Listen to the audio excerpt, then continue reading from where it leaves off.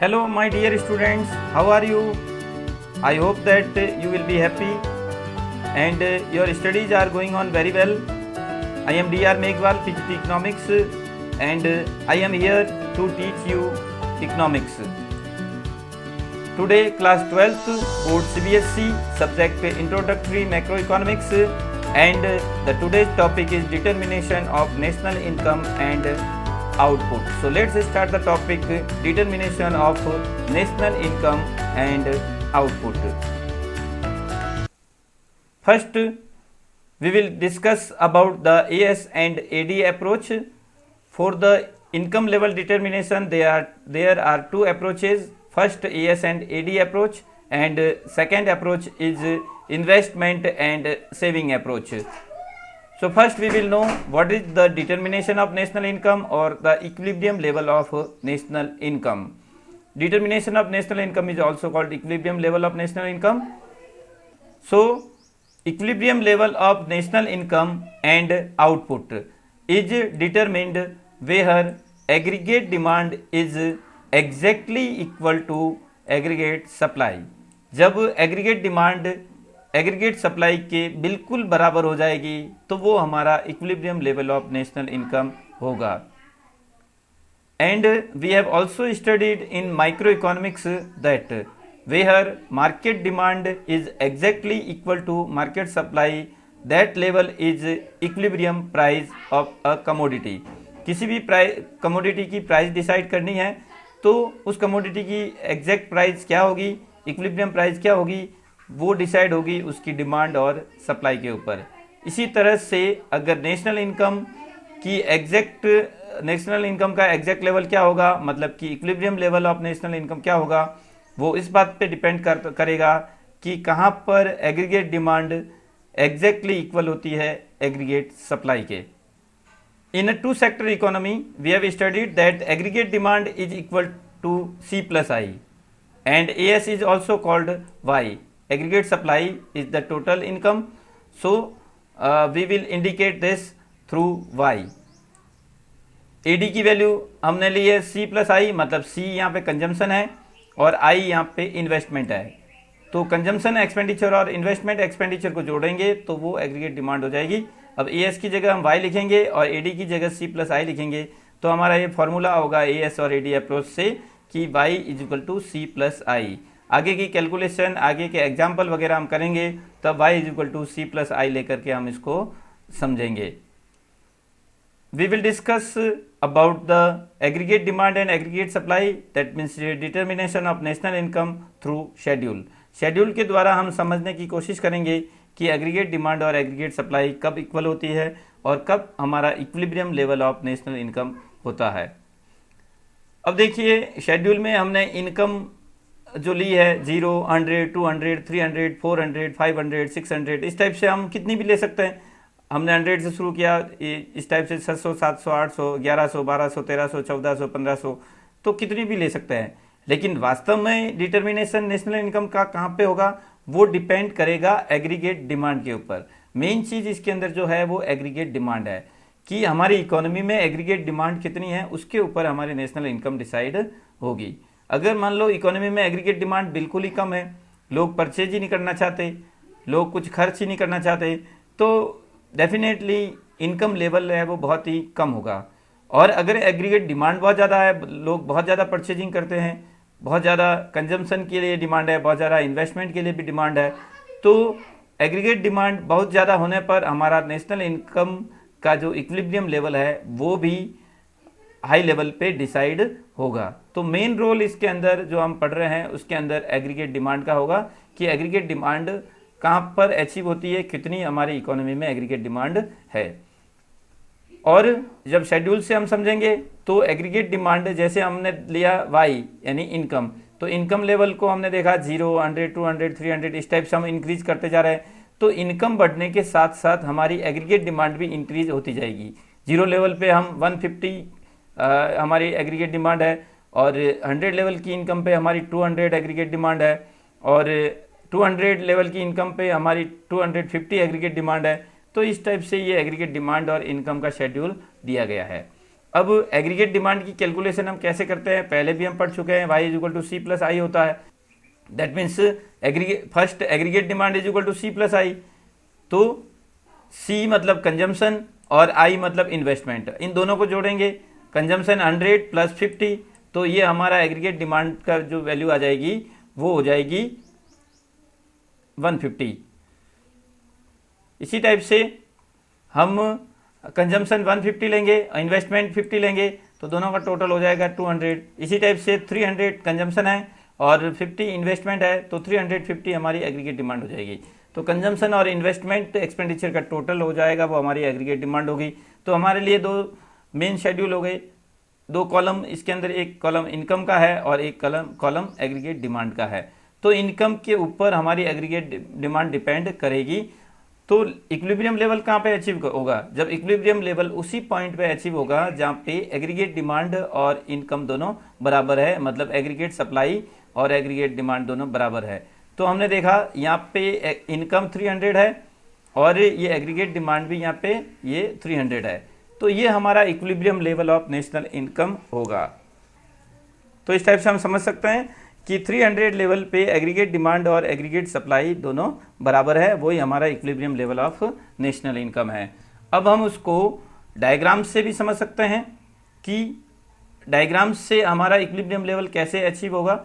हमने अपनी previous classes में कंजम्पशन फंक्शन के बारे में पढ़ा कि कंजम्पशन फंक्शन जो होता है वो वाई एक्सिस से शुरू होता है और जैसे जैसे इनकम बढ़ती है कंजम्पशन और बढ़ने लगता है और ये इनकम बढ़ने के साथ में इंक्रीज होता जाता है। ऑटोनोमस कंजम्पशन जो होता है वो जीरो लेवल की इनकम पे भी कुछ न कुछ होता है, जैसे 100 या 200 जो भी है वो हमने ले लिया, और फिर बाद में जैसे जैसे इनकम बढ़ेगी उस ऑटोनोमस कंजम्पशन के अलावा दूसरा कंजम्पशन जो इंड्यूस्ड कंजम्पशन होता है वो इंक्रीज होता जाएगा और हमारा इस टाइप से अपवर्ड स्लोपिंग कंजम्पशन कर्व का डायग्राम बनेगा।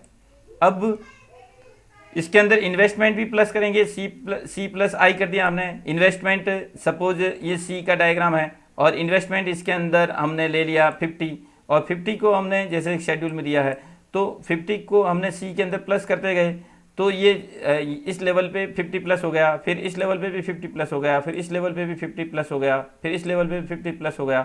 इस टाइप से ये 50 प्लस होता जाएगा। तो सी प्लस आई ये एग्रीगेट डिमांड होगी और ये हमारा एग्रीगेट डिमांड का कर्व होगा। अब ये एग्रीगेट डिमांड और एग्रीगेट सप्लाई एग्जैक्टली बराबर कहाँ पे हो रही है, 300 level of income. 300 level of income पे एग्रीगेट सप्लाई और एग्रीगेट डिमांड दोनों बराबर हो रही है।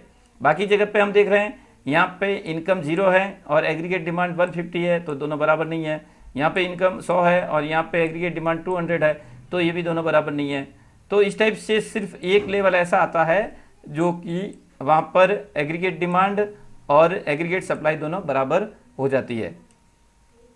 अब इसको डायग्राम में हम अगर देखते हैं तो इस पॉइंट ई पे ये जो कि हमारा इक्विलिब्रियम पॉइंट है, यहाँ पर एग्रीगेट डिमांड और एग्रीगेट सप्लाई दोनों बराबर हो जाएगी, जिसको हम डायग्राम से भी देख सकते हैं। जैसे ये मान लो ओ एम ये इनकम की वैल्यू है और यहाँ पे हमने एग्रीगेट डिमांड की वैल्यू ले ली। सपोज यहाँ पे हमने और कोई वर्ड ले लिया पी, तो ओ पी जो लेवल है वो एग्रीगेट डिमांड का लेवल है और ओ एम जो है वो एग्रीगेट इनकम का लेवल है, या फिर हम उसको एग्रीगेट सप्लाई बोल सकते हैं। तो ये दोनों बराबर हो जाएंगे ई पॉइंट पे। और बाकी अगर किसी पॉइंट हमारा एग्रीगेट डिमांड कर्व के और कोई पॉइंट लेते हैं तो वहाँ पर हम देखते हैं ये दोनों बराबर नहीं है, जहाँ यहाँ पे इनकम कम है और डिमांड ज़्यादा है। अगर हम अगला पॉइंट ये ले तो यहाँ पे हम देखेंगे कि इनकम कम है और एग्रीगेट डिमांड ज़्यादा है। इस टाइप से अगर मान लो यहाँ पे कोई पॉइंट लेते हैं तो यहाँ पे भी क्या होगा, यहाँ पे एग्रीगेट डिमांड कम है और इनकम ज़्यादा है। तो इस टाइप से हम कोई भी पॉइंट अगर एग्रीगेट डिमांड कर्व के ऊपर लेते हैं तो एग्जैक्ट ई पॉइंट ऐसा होता है वहाँ पे एग्रीगेट डिमांड और एग्रीगेट सप्लाई दोनों बराबर होती है। अब देखिए कि aggregate demand curve reference line को पॉइंट ई पे कट करता है, तो वहाँ पे AS और AD बराबर होती है। तो रेफरेंस लाइन जो होती है वो 45 डिग्री एंगल पे बनाई जाती है, और इस लाइन के ऊपर जो भी पॉइंट होगा वो पॉइंट वो पॉइंट AS और AD की इक्वलिटी को शो करेगा, क्योंकि ये लाइन 45 डिग्री एंगल पे बनी हुई है। इधर 45 डिग्री एंगल है तो फिर इधर भी 45 डिग्री एंगल है, क्योंकि ये दोनों एक्सिस एक दूसरे को 90 डिग्री पे कट कर रहे हैं। तो ये लाइन बिल्कुल सेंटर से होकर जाएगी, और ये लाइन सेंटर से होकर जाने की वजह से क्या होगा कि इस लाइन पे अगर कोई भी पॉइंट आता है तो उस पॉइंट पे हम देखेंगे दोनों, ये इस लाइन के ऊपर जो भी पॉइंट होगा वो दोनों एक्सिस पे बराबर लेवल का इंटरसेप्ट कट करेगा। जैसे इस पॉइंट पे, ये पॉइंट मान लिया कि पॉइंट ए है, और यहाँ पे ये इसने वाई एक्सिस पे बी पॉइंट पे उसको कट किया, और एक्स एक्सिस पे उसने सी पॉइंट पे कट किया। तो हमने देखा कि ये ए पॉइंट से की वजह से वाई एक्सिस पे जो इंटरसेप्ट कट होता है वो है ओ बी, और एक्स एक्सिस पे जो इंटरसेप्ट कट होता है वो ओ सी है। तो ओ बी और ओ सी दोनों इक्वल होंगे। इस टाइप से अगर मान लो इस लाइन पे हम कोई भी पॉइंट ले लेंगे तो वाई एक्सिस पे काटा गया इंटरसेप्ट और एक्स एक्सिस पे काटा गया इंटरसेप्ट दोनों बराबर होंगे। तो ये एडी कर्व जब इस रेफरेंस लाइन को कट करेगा तो उस लाइन पर एग्रीगेट डिमांड और ये एग्रीगेट सप्लाई दोनों बराबर हो जाएगी। तो equilibrium level of national income जब अचीव होता है वहाँ पर AS और AD दोनों बराबर होते हैं। अब हम AS और AD अप्रोच के कुछ एग्जाम्पल लेते हैं।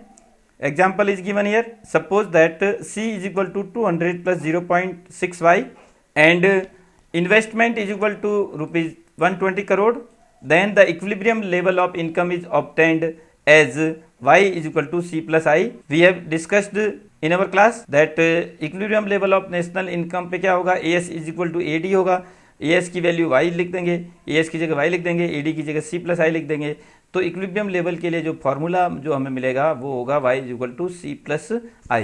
अब इस फॉर्मूले में जब हम वैल्यू पुट करेंगे तो हम equilibrium level of national income find out कर सकते हैं। अब हमने फॉर्मूला के अकॉर्डिंग वैल्यू हम यहाँ पुट करेंगे तो देखेंगे C कंजम्पशन फंक्शन है, और C की वैल्यू यहाँ पे दे रखी है 200 प्लस 0.6y, तो C की जगह हम लिख देंगे 200 प्लस 0.6y, और I मतलब इन्वेस्टमेंट है यहाँ पे, और इन्वेस्टमेंट की वैल्यू यहाँ 120 दे रखी है, तो I की जगह हमने लिख दिया 120।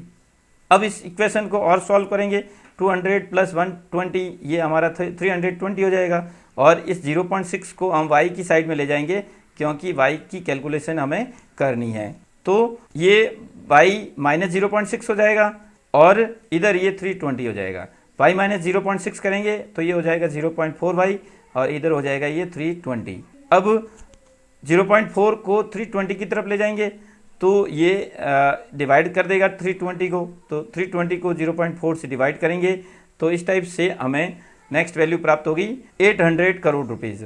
यहाँ पे 0.4 में ये पॉइंट हटा दिया तो इधर 320 के आगे एक जीरो और लग गया, फिर हमने उसको 4 से डिवाइड किया तो 800 करोड़ जो है वो नेशनल इनकम की वैल्यू प्राप्त हमें। तो इकोनॉमी में कंजम्पशन पैटर्न दिया हुआ होने की वजह से प्रोपेंसिटी टू कंज्यूम या फिर हमारी उपभोग करने की आदत कैसी है, हमारी कंजम्पशन करने की आदत कैसी है, अगर ये गिवन है तो उसके अकॉर्डिंग और इन्वेस्टमेंट के अकॉर्डिंग या फिर एग्रीगेट डिमांड के अकॉर्डिंग हम रियल में नेशनल इनकम का लेवल कितना अचीव होगा। Next S&I approach. S&I approach के द्वारा हम equilibrium level of national income को समझेंगे। So first, equilibrium level of national income and output is determined where planned investment is exactly equal to planned saving.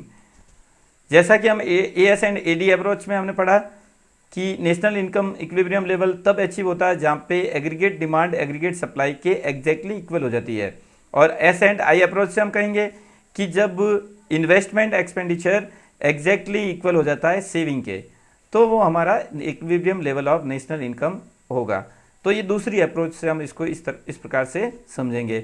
लेकिन अगर हम इसको पहली अप्रोच से कंपेयर करें तो पहली अप्रोच में हमने पढ़ा AD is equal to AS, AD और AS दोनों बराबर होने पर इक्विलिब्रियम लेवल आएगा, और AD की जगह हम लिख देंगे C प्लस I और AS की जगह लिख देंगे हम C प्लस S। अब C से C दोनों कैंसिल हो गया, C को इस तरफ ले जाएंगे तो C माइनस C हो जाएगा, तो वो कैंसिल हो गया, तो फिर बचेगा I is equal to S। तो AD और AS अप्रोच से ही हम S and I approach derive कर सकते हैं। अब हम इसको शेड्यूल से समझेंगे। इनकम का शेड्यूल यहाँ दे रखा है, इनकम की वैल्यूज़ दे रखी है 0, 100, 200 इस टाइप से, और कंजम्पशन की वैल्यू दे रखी है 100। 0 लेवल की इनकम पे हम 100 कंज्यूम कर रहे हैं, 100 लेवल की इनकम पे हम 140 कंज्यूम कर रहे हैं, और 200 पे हम 180 कंज्यूम कर रहे हैं। इस टाइप से 0 लेवल की इनकम पे हमारा ये ऑटोनोमस कंजम्पशन है, जैसा कि हम पहले भी डिस्कस कर चुके हैं। और फिर बाद में जैसे जैसे इनकम बढ़ेगी हमारा कंजम्पशन लेवल भी बढ़ेगा, और हमारी इनकम में से जो पार्ट हमने कंज्यूम कर दिया उसमें से जो बचेगा वो पार्ट हमारा सेविंग हो जाएगा। तो सेविंग की वैल्यू भी हमने यहाँ पे लिख दी है, मतलब y माइनस सी करेंगे तो s की वैल्यू प्राप्त हो जाएगी। जैसे कि यहाँ पे हम देखते हैं 300 में से 220 माइनस कर दिया तो ये 80 की सेविंग हमें रिसीव हो गई। अब इसके साथ में जो हमारा अगला कॉलम जुड़ गया है वो है इन्वेस्टमेंट। सपोज इन्वेस्टमेंट 80 है, इन्वेस्टमेंट को हम ऑटोनॉमस इन्वेस्टमेंट लेते हैं जो कि गवर्नमेंट के द्वारा किया जाता है अपनी इकोनॉमी को चलाने के लिए। तो ऑटोनॉमस इन्वेस्टमेंट यहाँ पे 80 ले लिया, तो 0 लेवल पे भी हमारा 80 इन्वेस्टमेंट लिया हमने, 100 लेवल पे भी 80 इन्वेस्टमेंट ले लिया, और 200 लेवल पे भी हमने 80 इन्वेस्टमेंट ले लिया। तो इस टाइप से यह हमें इन्वेस्टमेंट की वैल्यूज़ प्राप्त हो गई है। अब हम देखेंगे कि S is equal to I, S is equal to I कहाँ पे हमें फाइंड आउट होता है। जहाँ पे S और I की वैल्यू देखेंगे, यहाँ पे S की वैल्यू -100, I की वैल्यू 80, तो दोनों बराबर नहीं है। यहाँ पे देखेंगे -40, 80, दीज आर नॉट इक्वल, और इसी टाइप से 200, 80 ये भी इक्वल नहीं है। लेकिन यहाँ पे हम देखेंगे 80 और 80 दोनों इक्वल है। यहाँ पे S is equal to I, ये हमारी कंडीशन फुलफिल होती है। तो ये कंडीशन फुलफिल होने की वजह से हमारा equilibrium level of national income जो अचीव होगा वो होगा 300। तो इस टाइप से हमने देखा 300 लेवल पे हमारा equilibrium level of national income achieve होता है, वहाँ पर सेविंग और इन्वेस्टमेंट दोनों बराबर है। अब हम इसको कर्व के माध्यम से समझते हैं कि सेविंग और इन्वेस्टमेंट कर्व आपस में जहाँ पे इंटरसेक्ट करेंगे वो हमारा equilibrium level of national income होगा। तो इनकम का शेड्यूल हमने बना दिया 0, 100, 200, 300, 400, इस टाइप से ये इनकम का शेड्यूल हो गया। इसके साथ में ये इन्वेस्टमेंट का शेड्यूल होगा, सेविंग का शेड्यूल हो गया। सेविंग और इन्वेस्टमेंट यहाँ पे दोनों बराबर है, 80-80 है, तो हमारा इक्विलिब्रियम लेवल 300 अचीव हो गया। अब हम कर्व के माध्यम से समझते हैं कि कहाँ पे सेविंग और इन्वेस्टमेंट की वैल्यू बराबर होती है और कहाँ पे हमारा इक्विलिब्रियम लेवल अचीव होता है। तो हम देख रहे हैं, पहले इन्वेस्टमेंट शेड्यूल देखते हैं। तो इन्वेस्टमेंट शेड्यूल में 0 लेवल पे इन्वेस्ट कितना है 100, और 100 पे हम देखते हैं 0 लेवल पे इन्वेस्टमेंट कितना है 80, और 100 पे इन्वेस्टमेंट कितना है 80, 200 पे इन्वेस्टमेंट कितना है 80। तो इस टाइप से हर लेवल पे इन्वेस्टमेंट कितना है 80। तो 80 जो इन्वेस्टमेंट का जो कर्व बनेगा वो एक्स एक्सिस के पैरेलल होगा कि 0 लेवल पे इन्वेस्टमेंट हमारा 80 हो गया।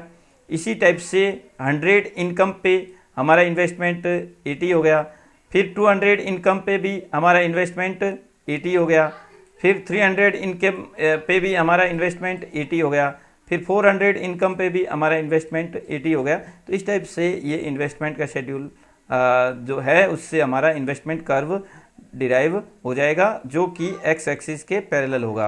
अब हम सेविंग का शेड्यूल बनाते हैं। तो 0 लेवल की इनकम पे हमारी सेविंग है वो नेगेटिव है जो कि -100 है। फिर हमारा इनकम लेवल 100 पहुंच गया तो 100 की इनकम पे हमारी सेविंग जो है वो -40 है, ये -40 को इंडिकेट करता है। फिर 200 की इनकम है तो 200 की इनकम पे हमारा सेविंग है वो 20 है जो कि पॉजिटिव हो गई, ये पॉजिटिव हो गई। और फिर 300 की इनकम पे 200 का जो पॉइंट आएगा वो यहाँ पे आएगा थोड़ा बी पॉइंट से थोड़ा सा आगे, क्योंकि 200 पे हमारी सेविंग पॉजिटिव है और वो हो जाएगी 20। फिर 300 पे हमारी सेविंग जो है वो हो जाएगी 80, तो 80 सेविंग जो होगी वो इन्वेस्टमेंट के बराबर हो जाएगी। तो 300 लेवल पे हमारा इक्विलिब्रियम लेवल अचीव होगा। 300 लेवल पे क्या होगा, इक्विलिब्रियम लेवल अचीव होगा, क्योंकि 300 की इनकम पर हमारी सेविंग भी 80 है और हमारा इन्वेस्टमेंट भी 80 है, जैसा कि हम शेड्यूल में देख रहे हैं। तो ये हमारा इक्विलिब्रियम लेवल होगा नेशनल इनकम का। और ये national income, equilibrium national income की वैल्यू जो होगी वो होगी 300। नेक्स्ट हम एक शेड्यूल के माध्यम से दोनों ही अप्रोच को एक साथ समझते हैं कि किस टाइप से एस और आई दोनों इक्वल होते हैं। अब इसमें गिवन है इनकम के बाद में कंजम्पशन और फिर सेविंग, फिर इन्वेस्टमेंट और फिर एडी। अब दोनों ही अप्रोच को हम एक साथ समझेंगे यहाँ पर कि कंजम्पशन की वैल्यू है, फिर वाई में से कंजम्पशन को माइनस कर दिया तो सेविंग की वैल्यू दे रखी है। अब हम एएस और एडी अप्रोच से जब हम देखते हैं तो एएस और एडी अप्रोच से जब हम देखेंगे कि इनकम 300 है और एडी भी इसके अंदर यहाँ पे 300 है, मतलब एएस 300 और एडी भी 300 है, तो वो हमारा इक्विलिब्रियम लेवल हो जाएगा।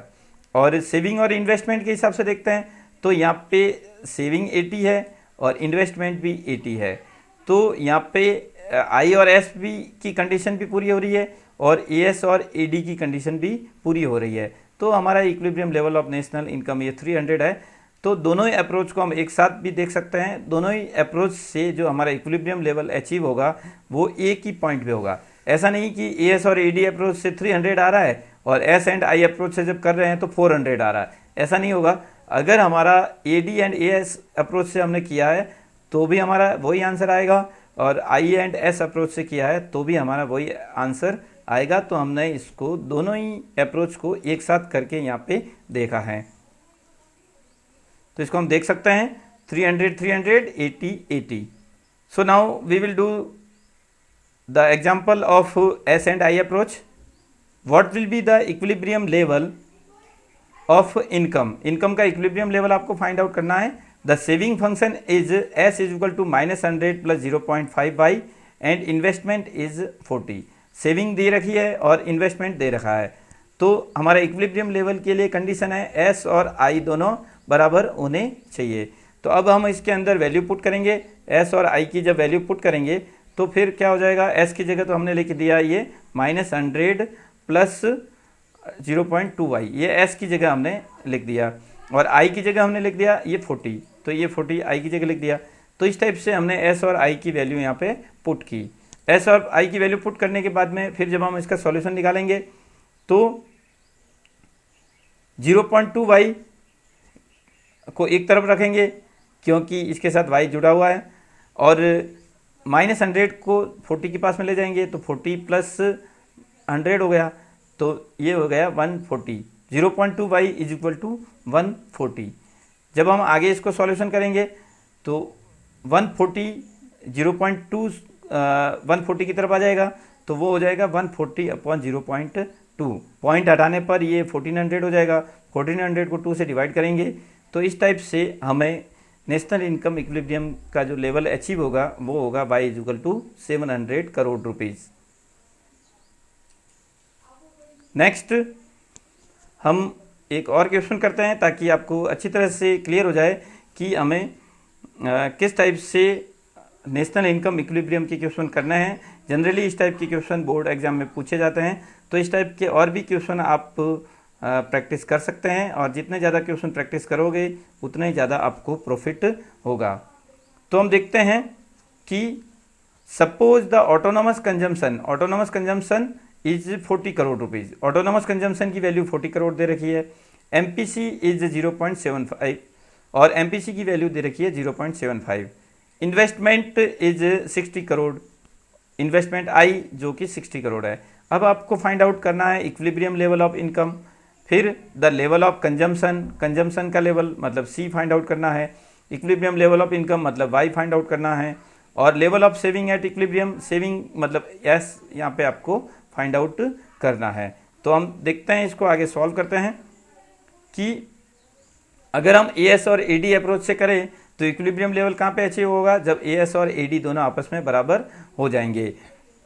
अब हम देखते हैं इसमें गिवन क्या है। ऑटोनोमस कंजम्पशन गिवन है जो कि 40 है, एमपीसी गिवन है जो कि 0.75 है, इन्वेस्टमेंट गिवन है जो कि 60 है और इनकम हमें फाइंड आउट करनी है। तो एएस और एडी अप्रोच हो गई है, एएस की जगह वाई लिख दिया, वाई एडी की जगह सी प्लस आई लिख दिया। और हम जानते हैं we also know that C is equal to C bar plus B Y, ये कंजम्पशन फंक्शन का फॉर्मूला होता है, C is equal to C bar plus B Y. तो हम इस सी की जगह सी बार की वैल्यू लिखेंगे, C bar plus B Y, सी को हम रिप्लेस कर देंगे सी बार प्लस बी वाई से। तो y इज इक्वल टू क्या हो गया, y इज इक्वल टू, इसको रिप्लेस करेंगे तो क्या हो जाएगा, y is equal to C bar plus B Y plus I. क्या हो जाएगा, y is equal to C bar plus B Y. अब हम सब की वैल्यू पुट करेंगे, y का y लिख दिया, सी बार मतलब autonomous consumption, that is the value given 40 इसके अंदर वैल्यू दे रखी है। फिर बी वाई, बी इसके अंदर एमपीसी की वैल्यू है और एमपीसी यहाँ पे कितना है 0.75, तो ये 0.75 लिख दिया। फिर y की वैल्यू नहीं पता है तो y को y लिख दिया। फिर i की वैल्यू कितनी हो गई 60, तो ये 60 लिख दिया। तो c की जगह जो हमने लिखा है 40 प्लस 0.75 y, जो कि होता है सी बार प्लस बी वाई। सी हमेशा सी बार प्लस बी वाई होता है, तो हमने इसको सी बार प्लस बी वाई के रूप में इसको लिख दिया। तो ये हमारी एक इक्वेशन बन गई। अब इस इक्वेशन के अकॉर्डिंग हम 0.75 y को y की तरफ ले जाएंगे और बाकी नंबर्स को हम जोड़ देंगे। तो ये हो जाएगा y minus 0.75 y is equal to 100। अब 1 माइनस 0.75 y हो जाएगा, ये इक्वल टू 100 हो जाएगा। अब एक में से आप 0.75 माइनस करोगे तो बचेगा 0.25 y। So y is equal to 100 upon 0.25, point हटा देंगे तो 2 जीरो और लग जाएंगे और फिर इस टाइप से 25 4 जा 100 और ये हो जाएगा 400। तो equilibrium level of national income जो हमें अचीव होगा वो होगा y इज इक्वल टू 400। अब इसका नेक्स्ट पोर्शन करते हैं। नेक्स्ट पोर्शन में हमें फाइंड आउट करना है सी मतलब टोटल कंजम्पशन। टोटल कंजम्पशन की वैल्यू हमें फाइंड आउट करनी है। तो कंजम्पशन के दो पार्ट होते हैं, जैसा कि हम पहले भी पढ़ चुके हैं, एक सी बार और एक B Y. C bar autonomous consumption, B Y induced consumption. तो सी की वैल्यू, टोटल वैल्यू फाइंड आउट करने के लिए हम C bar plus B Y लिखेंगे। सी बार ऑटोनोमस कंजम्पशन 40 है, वो हमने नोट कर लिया। बी इसके अंदर एमपीसी है, एमपीसी 0.75 वाई, वो भी हमने नोट कर लिया। वाई की वैल्यू, ये वाई यहाँ पे अभी हमने फिलहाल लिख दिया। ठीक है, तो अब हम क्या करेंगे, now we will calculate the value of y. We have already calculated the value of y. Y की वैल्यू हमने इससे पहले जो क्वेश्चन किया उसमें निकाल दी थी। तो ये वाई की वैल्यू 400 है। अब वाई की वैल्यू 400 यहाँ पे पुट करेंगे इस वाई की जगह, तो फिर हमारा इक्वेशन हो जाएगी C is equal to 40 plus 0.75 into 400। अब ये पॉइंट हटाएंगे, नीचे 100 आ जाएगा, 100 से 2 जीरो कट जाएंगे।